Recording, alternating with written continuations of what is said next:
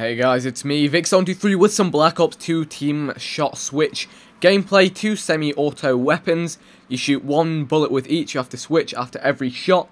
And that is what we're rolling with. Someone suggested it in the comment section of Team Burst Switch gameplay as an increased challenge, and yeah, it definitely was. It took quite some time to pull off this game, so I hope you guys are going to enjoy watching it. A really unique take on playing the game, just stretching the abilities. I completely missed that shot there, not going to lie. A lot of my team were actually using pistol because they didn't have both the assault rifles unlocked, but that is the gameplay we're going with right now on Drone.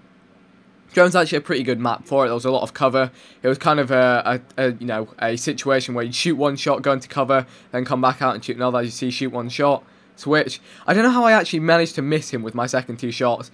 High sensitivity problems, but I ain't changing that anytime soon. Getting that long shot.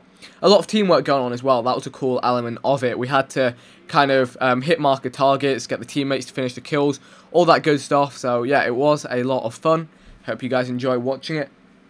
And now what I'm going to be talking about in this video is survivorship bias in YouTube itself. So survivorship bias is the idea that you look at successful YouTube channels, and these channels have come from thousands and thousands. I mean, this is in a YouTube case, by the way. This isn't how survivorship bias works. But you look at YouTube channels, you see, 10 really successful, on any level, successful channels, and you've got to realize that 1,000 channels or 10,000 channels came from the same position they are, but didn't make it to the same point as them.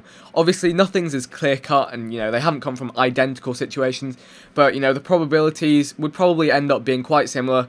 And it turns out that these 10 or so quote-unquote successful channels ended up becoming successful purely based on luck. Maybe there was a 1 in 500 chance they reached this level. Maybe there's a 1 in 10,000 chance. But it happened, and these could be low effort channels as well. They could be quote-unquote bad YouTubers that pick up these audiences. It's not something that's exactly likely, but it can happen. With the way algorithms are on YouTube, it can happen, and you could have a channel that's, super high effort, but they, half of those channels do well, half of those don't, just because that's the way luck dictates everything. And they could be sat here thinking, I'm putting in 10 times as much effort as this channel here, why is my channel not as successful? And it can quite simply be a case of they've not had as much luck as the other channel. And yeah, like I've said, the algorithms on YouTube can do that a lot. They can favour different types of content, and that is the way it goes, and life isn't fair. Everyone knows this, and that's just one of the games. I'd say most successful YouTubers, while a lot of them are talented in themselves, I'm not taking that away from themselves, they're also very lucky at the same time, because I'd say in YouTube at the moment, it's very saturated. I'd say there's a surplus of talented commentators, and a lot of talented commentators and content producers that don't realise their full potential, just because it's not possible for that to happen. I mean, what I've been doing is going very far outside the box. And effort can't be compared directly. You can't really compare the effort, 2 different channels put in. You could do it as a raw amount of time, but even looking at that, different efforts in different things yield different results. Because if it was simply a time factor, you could say, okay, you've got two guys, and they want to dig a 3 meter deep tunnel in their garden. One guy sits there for 10 hours digging away with his hands. He's not going to get anywhere. If the other guy, spends 1 hour going to the shop to buy a shovel, comes back, spends 2 hours digging, he's probably going to, see the same results in a much quicker time because he put his efforts into a different thing. And, in reality, obviously, again, it's never as clear cut as that. It might be a question of the guy digging with his hands could get it done in 2 hours, and the guy who went to get the shovel, it could take him 30 minutes, or it could take him 3 hours to get that shovel. So it's an interesting analogy to use, but basically, real situations never really happen, even like that. So it's easy to kind of build models for this.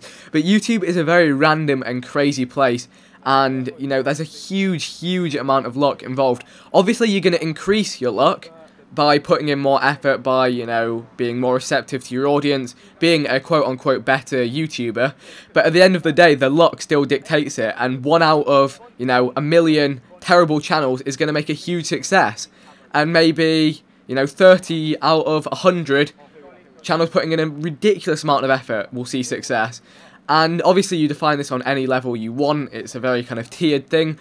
But I thought it was an interesting way to look at, and you'll speak to a lot of, you know, quote-unquote successful channels, and they'll be, you know, saying, this is how you become a big YouTube channel, you do this, you do that, I do this, I do that, I do this kind of content, that kind of content, and yes, of course, that helps, and I guess it's all you really can do when there's so much luck involved, but a lot of the time, sometimes pure luck can just come into play, and I find it quite interesting that that is the case, and, you know, a lot of people I know with big channels have taken risks to get there.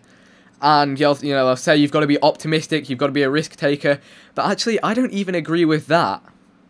And that's because optimistic people, they take more risks, but that's because they're overconfident about the odds. Those who win show up among the rich and famous and successful, others fail and disappear from the analysis. If you look at a successful channel that's taken a risk, well, yeah, of course you're going to see, you know, you could attribute it to that, but you don't see all the channels that have taken risks in the past and it's gone out of the window. It's a very interesting way to look at it. You can look at a failing YouTuber, and, you know, a lot of the time I see this, you know, channels on the decline, you know, people put it down to the channel, the person, they try and pinpoint it on everything, but sometimes just luck plays into these things, or a lack of luck. But anyway, before I go on for too long, I'm going to wrap it up just there for you guys. I hope you found that interesting. I've always found it interesting the way that luck plays into something like YouTube, where there's no clear-cut boundaries, and it's all very random. If you'd like to hear me discuss this further, feel free to let me know in the comment section below. Like ratings are always appreciated. Execution a fail right there. But that is the gameplay, Team ShotSwitch. Be sure to leave comments in the comment section below. I've already said that. There's the scoreboard for people who want to see it. This is an outro with other random weapon gameplay, commentaries, live stuff, all that great stuff. Feel free to check it out, and I will see you guys sometime soon. Bye.